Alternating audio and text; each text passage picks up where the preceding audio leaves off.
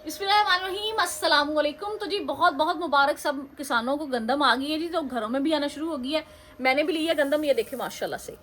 मैंने तकरीबन 10 मन के करीब गंदम ली है। 10 मन लेने का मकसद सिर्फ ये है कि जी घर में मुर्गियाँ भी हैं और वैसे भी बंदा खैरात वगैरह भी करता है। पहले ज़माने में मुझे याद है कि जब हम छोटे छोटे थे, ददयाल में जब भी गंदम आती थी तो सबसे पहले खैरात की जाती थी। वो जो पहले आपको पता है नाई भी सेपी पे होते थे।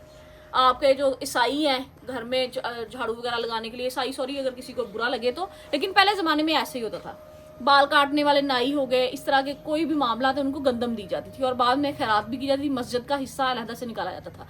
तो मेरी सबसे पहले यही अपील है सबसे कि अपनी गंदम आप चाहे घर के लिए 5 मन ले रहे हैं, आप उसमें से 10 किलो या 5 किलो खैरात के लिए निकाल दें। बाकी आते हैं जी गंदम की तरफ। गंदम मैंने सेव कैसे की, 10 मन मैंने ली, इनको सेहन में धूप में मैंने डाला और अच्छी तरह से सारा दिन इनको धूप लगने दी, उसमें पाँव वगैरह फेरते रहे। और आप यकीन करें हमारे बचपन में ये एक बड़ा ही खूबसूरत एक अमल होता था।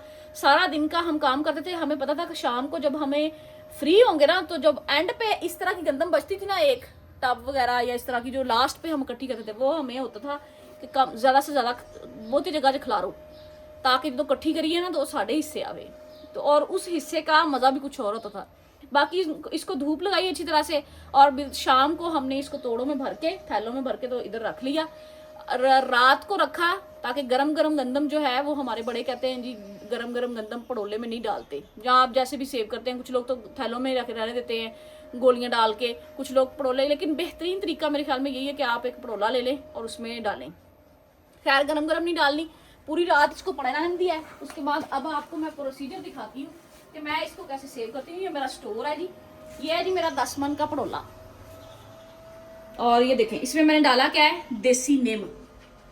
आपने बकैन वगैरह नहीं डालनी, देसी नीम के पत्ते जो होते हैं ना, उस पेंदे पे बिखेर देने हैं, पूरे पेंदे पे, ताकि किसी किस्म की, वो कहते हैं कड़वी होती है ना नीम, तो वो किसी किस्म की सुंडी या इस तरह की चीज़ सुसरी वगैरह लग रही है। देखिए माशाल्लाह से गंदम अल्लाह ताला बरकत दे जी, सबके घरों में आई है अल्लाह ताला सबको। रेट जो है ये 3600 रुपए मन के हिसाब से मैंने ली है।